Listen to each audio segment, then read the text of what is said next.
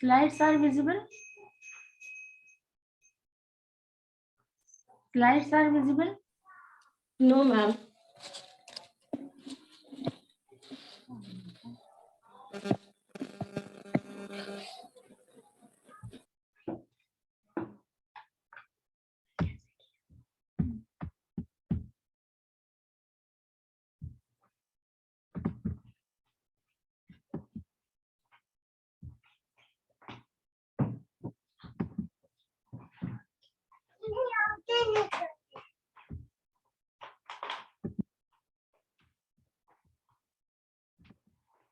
Now it is visible? Yes, ma'am. Okay.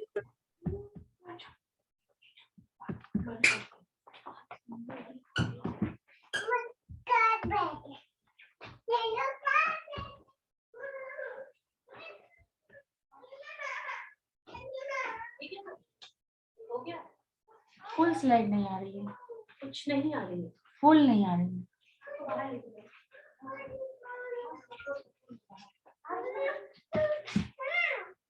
Now it is visible? Yes, ma'am. Okay.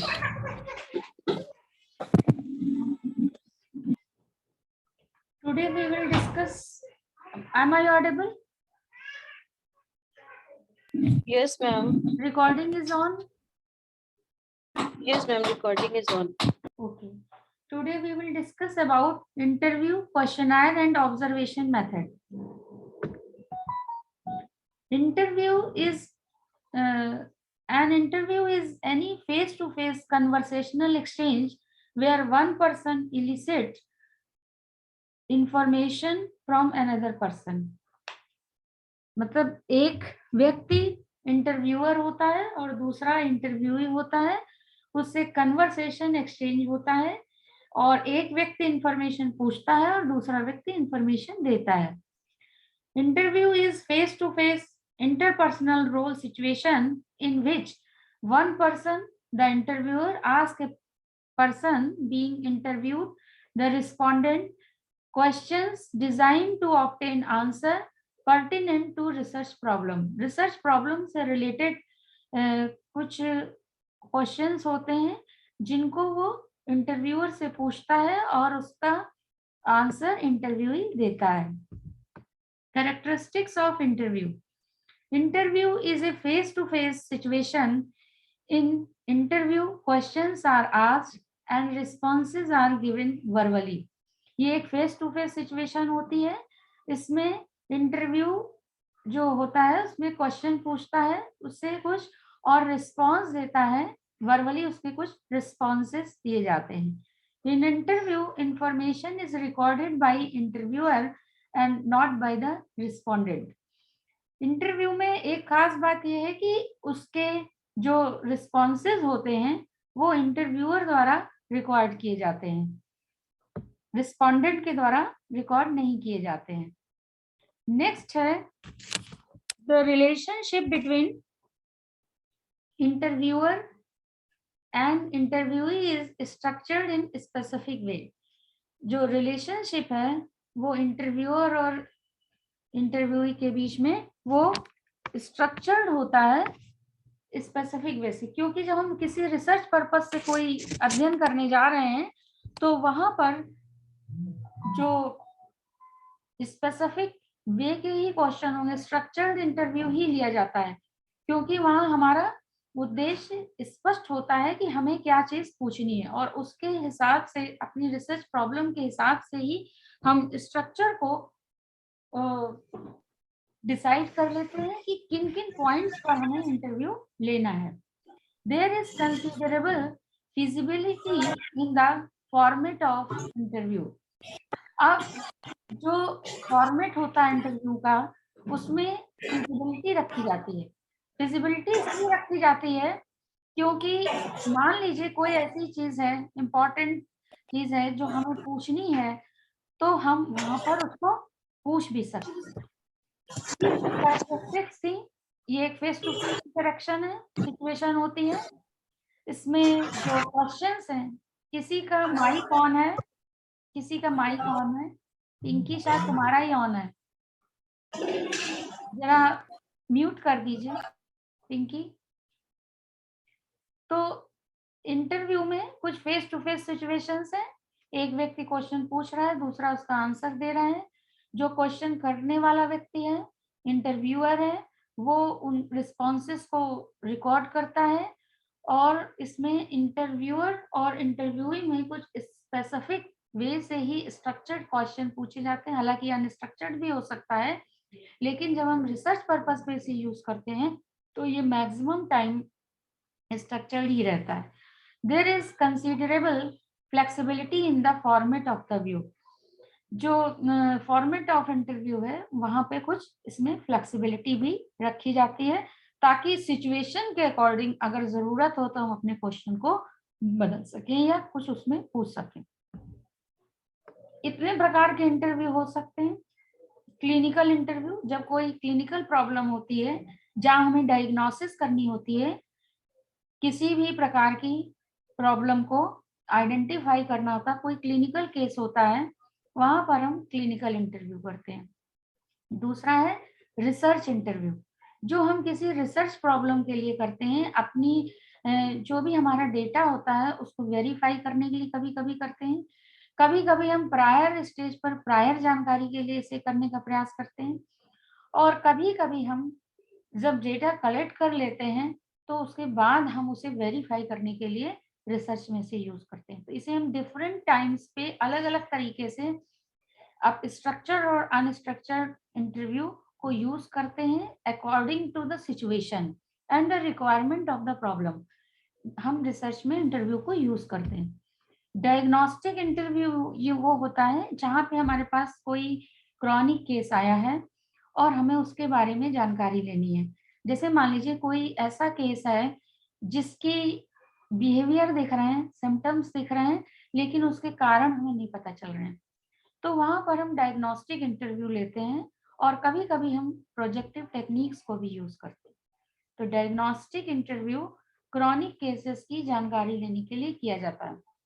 एक diagnostic test इसलिए भी किया जाता है, व्यक्ति की जो प्रॉब्लम्स हैं उनको हम पूछ के ये कौन सा इंटरवेंशन यहाँ पर यूजफुल रहेगा ये भी जानने का प्रयास करते हैं। दूसरी बात है सिलेक्शन इंटरव्यू। जब हम किसी जॉब में जाते हैं वहां पर भी कुछ इंटरव्यूअर होते हैं जो पूछते हैं क्वेश्चंस। वो क्वेश्चंस हमारे जॉब की रिक्वायरमेंट के अनुसार होते हैं। जॉब के लिए, एक पर्टिकुलर जॉब के लिए कुछ पर्टिकुलर ट्रेड्स महत्वपूर्ण होते हैं, और उन पर्टिकुलर ट्रेड्स को वो जो इंटरव्यूअर होता है वो हमारे अंदर मेजर करता है कि हमारे अंदर वो ट्रेड्स हैं या नहीं है। क्योंकि हम जॉब के साथ जस्टिफिकेशन तभी कर पाएंगे जब हमारे कुछ पर्टिकुलर ट्रेड्स जो हैं वो हमारे अंदर होंगे जो जॉब की रिक्वायरमेंट के अनुसार हैं। हर जॉब की एक रिक्वायरमेंट के लिए कुछ पर्सनल ट्रेड्स, पर्सनल क्वालिटीज जरूरी होती हैं।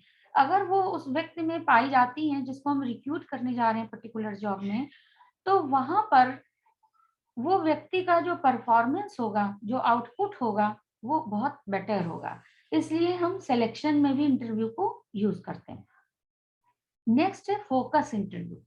फोकस इंटरव्यू को हम ज्यादातर क्वालिटेटिव रिसर्च में यूज करते हैं। वैसे इसको हम कहीं भी फोकस इंटरव्यू कर सकते हैं, लेकिन फोकस इंटरव्यू क्वालिटेटिव रिसर्च की एक टेक्निक है, क्योंकि हम वहां पर डेप्थ में जाना चाहते हैं और उस समस्या से संबंधित चीजों को जानने के लिए हम विभिन्न प्रकार की उन चीजों को जानना चाहते हैं जो उनकी रूट कॉज है। तो जब हम रूट कॉजेस को जानने का प्रयास करते हैं तो हम कुछ लोगों के माध्यम से उसको जानने का प्रयास करते हैं। और जो फोकस इंटरव्यू होते हैं इनकी सबसे बड़ी विशेषता ये होती है कि ये बहुत बड़े रेंज में नहीं लिए जाते हैं। इनका 5, 10, 20 का कुछ ग्रुप ले लिया जाता है, 20 से ज्यादा नहीं, क्योंकि अगर ज्यादा लोग होंगे तो फोकस इंटरव्यू नहीं हो पाता। तो वहां पर हम फोकस इंटरव्यू उस ग्रुप का करते हैं। तो जिस प्रॉब्लम को आइडेंटिफाई हम करने जा रहे हैं उसके बारे में हमको कुछ जानकारी प्राप्त होती है।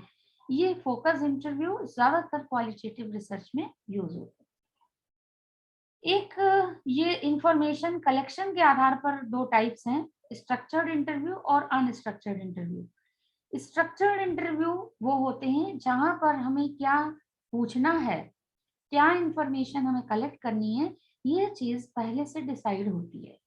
समय भी डिसाइड होता है, इंफॉर्मेशन क्या लेनी ये भी डिसाइड होता है, और प्लेस भी डिसाइड होता है, और कितने लोगों से हमें क्या पूछना है ये भी डिसाइड होता है। When we interview in a structured way and systematic way, then it is called structured interview. And when we are not preparing, prior हमारी कोई प्रिपरेशन नहीं होती है और हम यूं ही जान करके लोग जा करके उस पर्टिकुलर क्षेत्र में या कहीं पे भी क्वेश्चनिंग करते हैं और व्यक्ति आंसर देता है, उसे हम अनस्ट्रक्चर्ड इंटरव्यू कहते हैं। अनस्ट्रक्चर्ड इंटरव्यू प्री डिसाइडेड नहीं होता है, ये नेचुरल सेटिंग से लिया जाता है। तो नेचुरल सेटिंग से जब हम क्वेश्चंस को लेते हैं तो वहां पर हम अनस्ट्रक्चर्ड इंटरव्यू करते हैं। ज्यादातर ये नेचुरल सेटिंग में होते हैं और यहाँ पर हमारा कोई सिस्टम नहीं होता है क्वेश्चन पूछने का। हम क्वेश्चन अकॉर्डिंग टू सिचुएशन पूछते चले जाते हैं और व्यक्ति के जो मोटिवेशनल लेवल है, जो फीलिंग्स हैं, उनको हम एनालिसिस करते जाते हैं और पूछते चले जाते हैं। यहाँ पे कोई प्री डिसाइडेड फॉर्मेट नहीं होता। तो ये कुछ प्रकार के इंटरव्यू हमने आपसे डिस्कस किए। नेक्स्ट है necessary condition for successful interview. एक सक्सेसफुल इंटरव्यू के लिए कुछ कंडीशंस हैं जो आवश्यक हैं। पहला है एसेसिबिलिटी। इंटरव्यू में हम जिस बात के बारे में जानना चाहते हैं उनको हम एसेस कर सकें। एसेस करना माने उन चीजों के डीप रूट में हम जा सकें। एसेसिबिलिटी होनी चाहिए, मतलब जो हम चीजें पूछ रहे हैं उससे वही चीज निकल के आनी चाहिए जिसके बारे में हम इंटरव्यू कर रहे हैं। अगर हम अननेसेसरी क्वेश्चन पूछते हैं तो अननेसेसरी क्वेश्चंस जो हैं वो हमारे इंटरव्यू को अनक्लियर कर देंगे, वेक कर देंगे, बायस्ड कर देंगे और बोरिंग कर देंगे। तो हम जब इंटरव्यू डिसाइड करें तो वो एसेसिबल होना चाहिए। उसमें जो पूछे जाने वाले क्वेश्चन हैं वो क्लियर कट उस पर्पस को फुलफिल करने वाले होने चाहिए जिसके लिए हम इंटरव्यू को यूज कर रहे हैं। तो उनकी एसेसिबिलिटी होनी चाहिए, पहला पॉइंट। दूसरी बात कॉग्निशन। कॉग्निशन का मतलब ये है कि जब भी हम इंटरव्यू को फॉर्म करते हैं तो हमें परसेप्चुअल लेवल पर इस बात का ध्यान रखना चाहिए कि कॉग्निशन में इसके क्या चल रहा है। आप अक्सर क्वेश्चन पूछते हैं और इंटरव्यूई आपको इधर उधर के जवाब देने लग जाता है। कभी कभी उसमें लैक ऑफ कॉन्फिडेंस शो होने लग जाता है। कभी कभी वो गलत आंसर दे दे करके चीजों को इधर उधर घुमाने का प्रयास करता है। तो जो इंटरव्यूअर होता है वो उसके कॉग्निशन में क्या चल रहा है, उसे वो चीज आ रही है कि नहीं आ रही है, वो प्रश्नों को किस तरह से परसीव कर रहा है।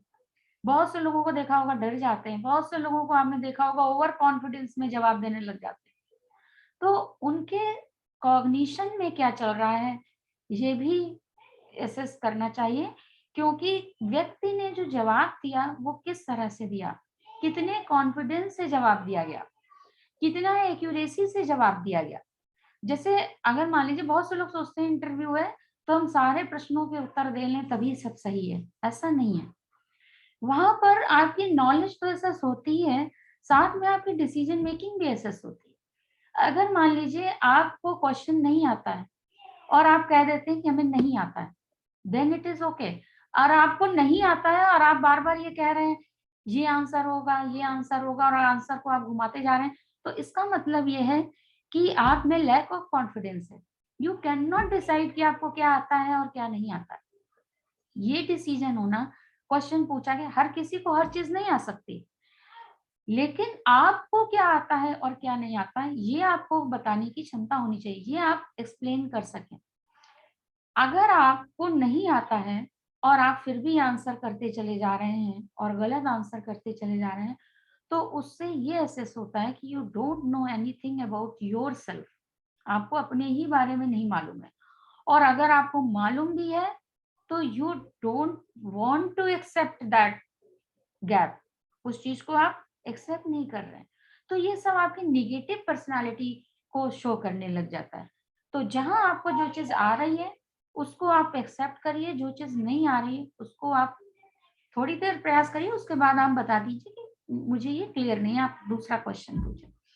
कभी कभी लोग ओवर कॉन्फिडेंस में जवाब देने लग जाते हैं कि ऐसा नहीं है, ये नहीं है। मतलब वो क्या करते हैं कि ओवर कॉन्फिडेंस में जवाब देते देते गलत जवाब देने लगते हैं, ओवर जनरलाइज रिस्पॉन्स देने लग जाते हैं।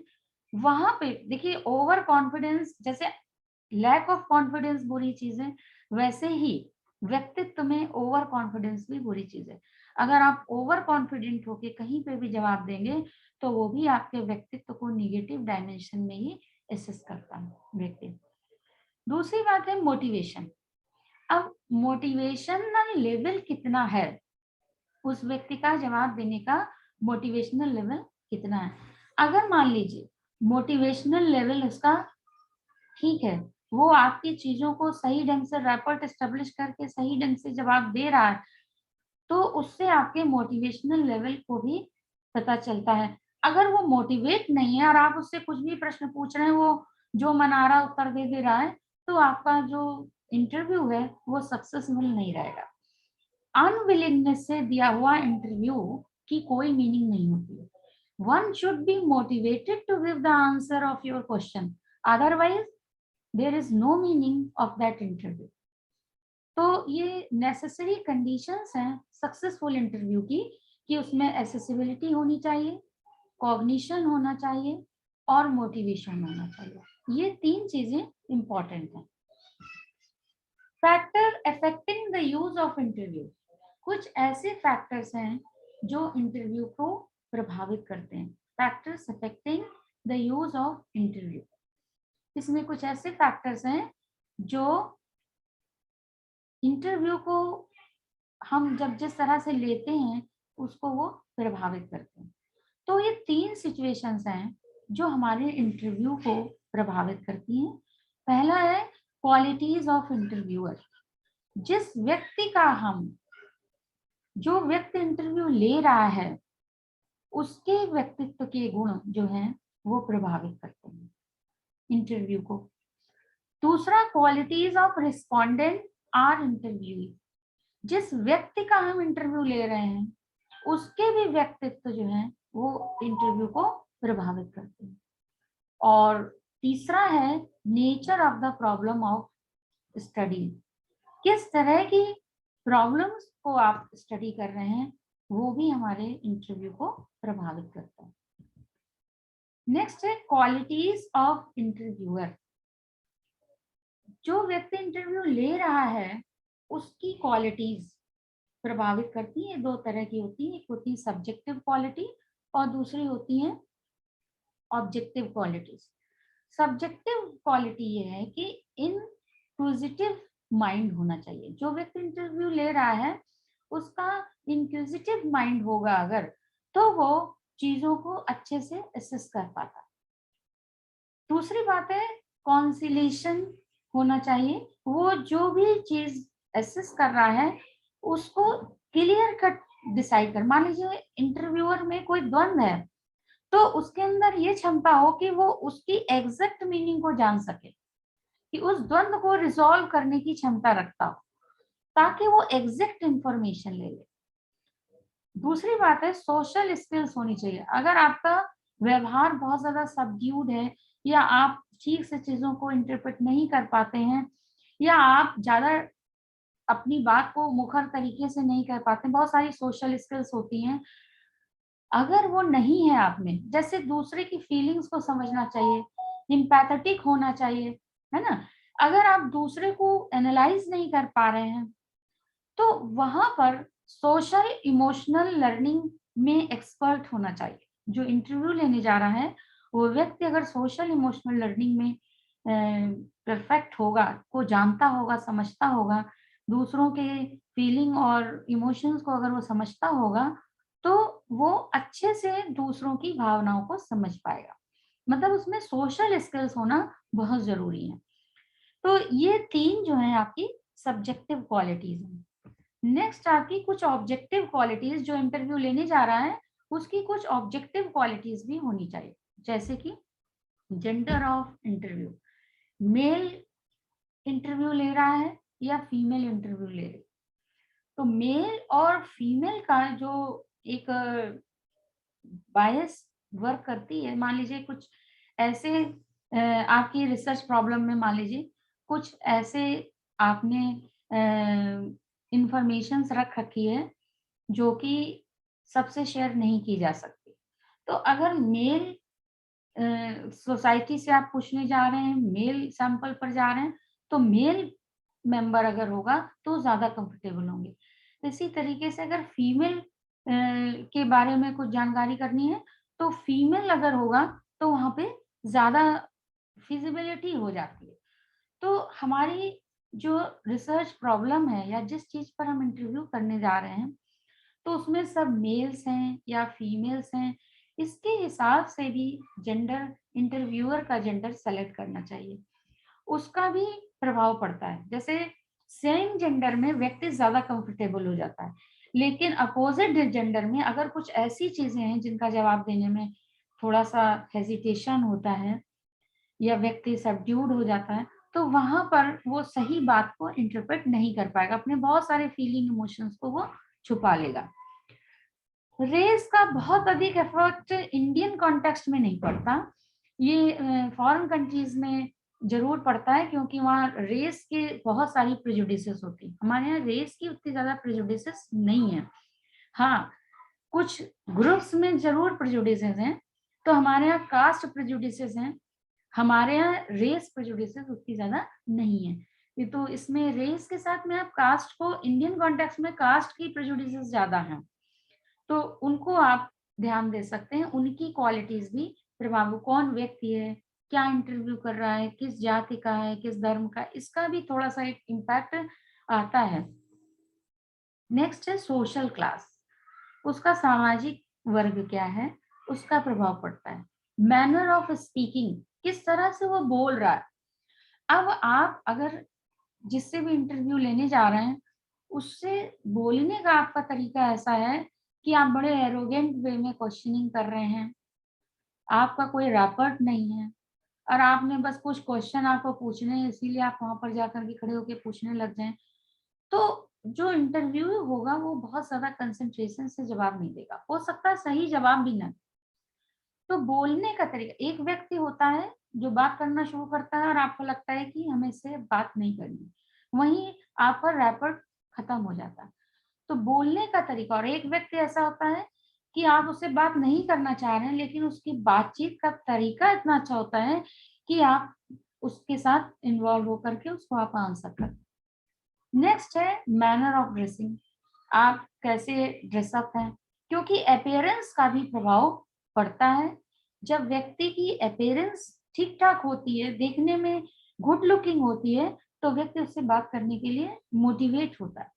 और वर्बल इंटरेक्शन, बातचीत का जो लहजा होता है, जिसे बातचीत का जो रिदम है, बातचीत का जो वे ऑफ टॉकिंग है, वो अगर आपका सही है, वर्बल इंटरेक्शन, भाषा शैली आपकी सही है। बहुत से लोगों की बातचीत करने का तरीका इतना खराब होता है कि व्यक्ति उसको जवाब नहीं देता।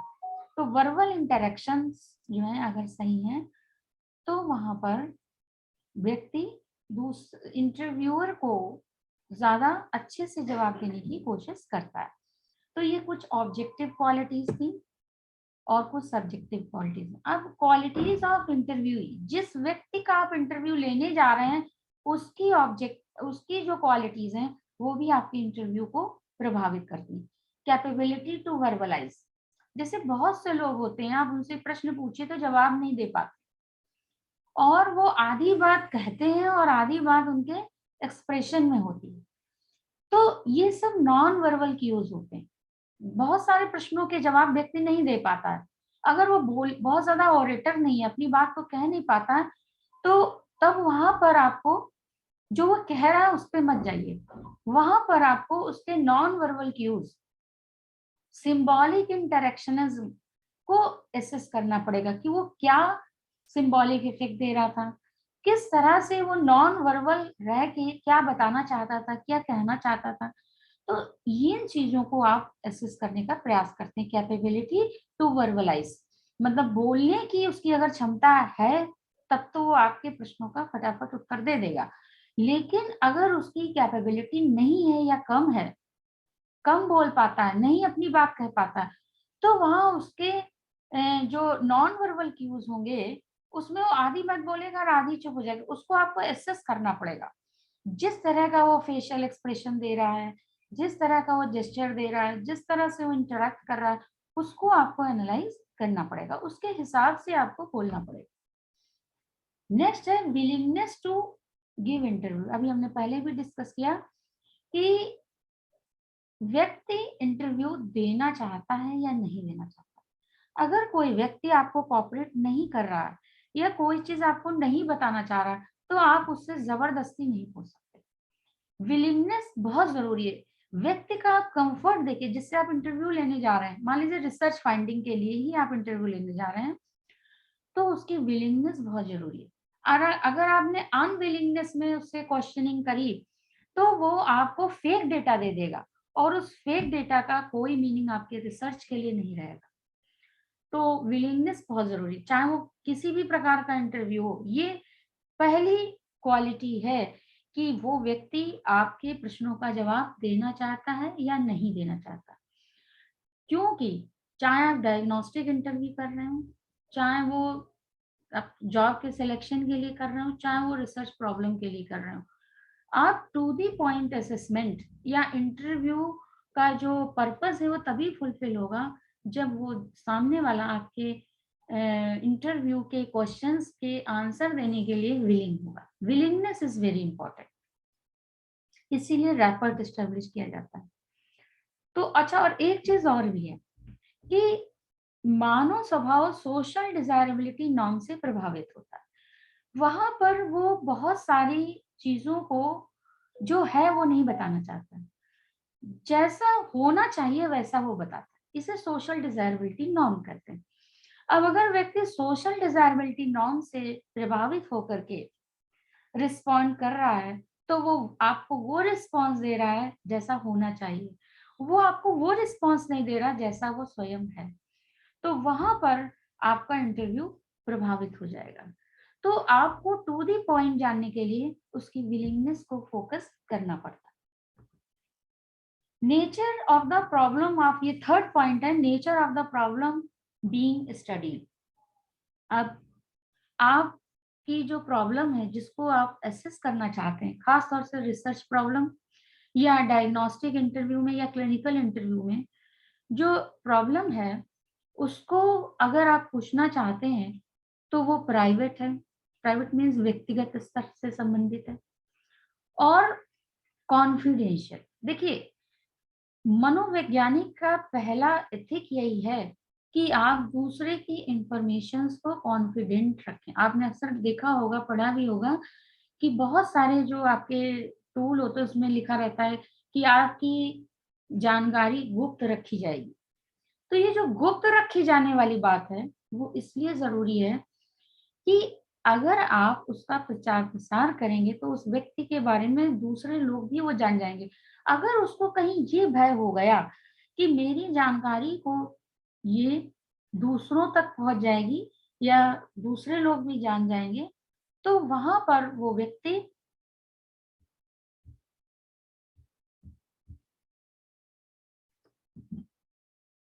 तो वहां पर क्या होता है,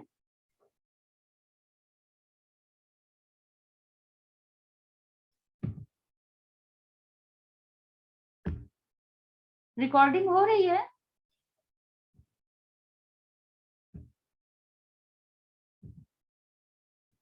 रिकॉर्डिंग हो रही है?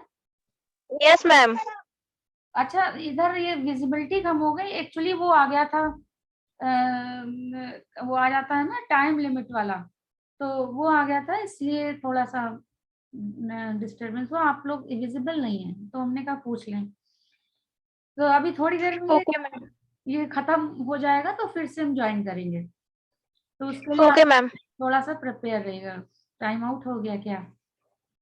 अब क्या आ रहा है कि नहीं आ रहा है? नो मैम, अब नहीं आ रहा है। अब नहीं आ रहा है।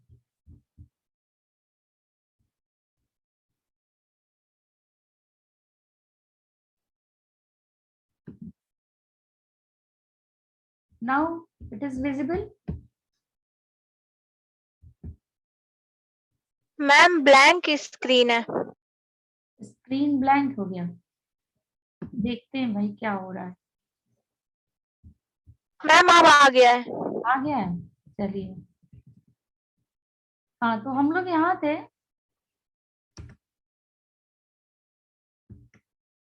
चलिए ऐसे ही कर लेते हैं, इसमें सामने सब दिख रहा है तो ज्यादा ठीक है। तो कुछ चीजें प्राइवेट होती हैं, मतलब व्यक्तिगत स्तर पर, तो उनको अगर आप पूछने जा रहे हैं तो उनमें कॉन्फिडेंशियलिटी रखना बहुत जरूरी है। व्यक्तिगत स्तर की सूचनाओं को जानना अगर आपके रिसर्च का हिस्सा है तो वहां पर आप उसके बारे में जानने के लिए आपको कुछ चीजों का विशेष ध्यान रखना पड़ेगा। जैसा कि अभी हम बता रहे थे कि आपको उससे रैपर टेक अच्छा होना चाहिए।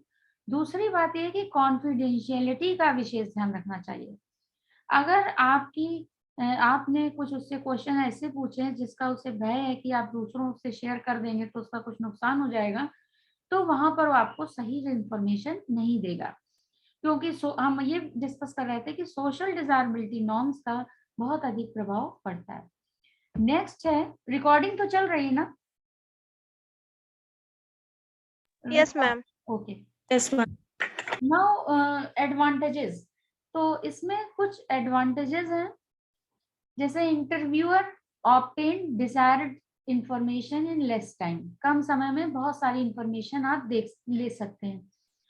Interviewer take deep knowledge due to flexibility in question.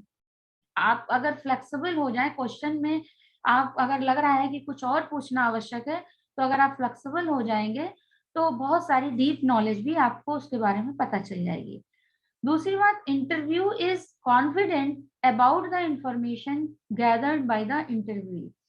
Interviewer की जो कॉन्फिडेंट हो, जो इंफॉर्मेशन उसने ली है उसमें उसको कॉन्फिडेंस होना चाहिए कि जो वो बता रहा है उसी हिसाब से वो उसको मेजर करे, मतलब उसकी जो सूचनाएं हैं वो फेक नहीं होनी चाहिए। Interviewer has full control over situation. Interviewer का सिचुएशन पर फुल कंट्रोल होना चाहिए। Non verbal cues also can be assessed. अभी हमने आपको डिस्कशन में बताया कि जो नॉन वर्बल क्यूज हैं उनका भी वो भी असेस किए जाने चाहिए। Researcher can use it in all types of respondent like educated और अनएजुकेटेड। चाहे एजुकेटेड पर्सन का हो चाहे अनएजुकेटेड, इसमें आप हर तरह के लोगों का अध्ययन कर सकते हैं। नेक्स्ट है disadvantages. Verbal responses during interview can not be validate. जो वर्बल रिस्पॉन्सेज होते हैं इंटरव्यू के समय, उनको आप एनालाइज नहीं कर पाते, इसीलिए बहुत से लोग रिकॉर्डिंग के द्वारा भी इंटरव्यू करने लगे। If some responses verbal or non-verbal left unrecorded, then researcher cannot conclude meaningfully the response। अगर बहुत सारी चीजें छूट गई हैं, अनरिकॉर्डेड रह गई हैं, तब भी आप मीनिंगफुली उसको रिस्पॉन्सेस को एनालाइज नहीं कर पाएंगे। नेक्स्ट है कि subjectivity of the interviewer effects the reliability of the data. अगर इंटरव्यूअर में सब्जेक्टिविटी आ गई तो वो आपकी डेटा की रिलायबिलिटी को प्रभावित कर देगी। नेक्स्ट है interview context also effect the data. Interview का जो कॉन्टेक्स्ट है, कहाँ पर आप पूछ रहे हैं, किस तरह से आप पूछ रहे हैं, इससे भी आपका डेटा प्रभावित होता है। Interviewer variability effects the results. जो अलग अलग तरीके, मान लीजिए एक रिसर्च में आपने 2-3 लोगों को कोई इन्वेस्टिगेटर बना रखा है और अलग अलग लोग इंटरव्यू ले रहे हैं, तो दोनों की इंटर रिसर्चर वेरिएबिलिटी जो है, दोनों के पूछने का जो अलग अलग पैटर्न होगा वो भी रिजल्ट्स को प्रभावित करेगा। It is time taking method of data collection. ये टाइम टेकिंग मेथड है डेटा कलेक्शन का। तो इस तरह से ये कुछ एडवांटेजेस और डिसएडवांटेजेस हमने डिस्कस किए।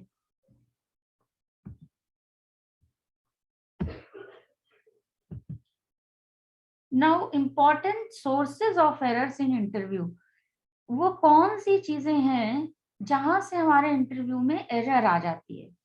तो पहला है इंटरव्यू एटीट्यूड ऑफ इंटरव्यू।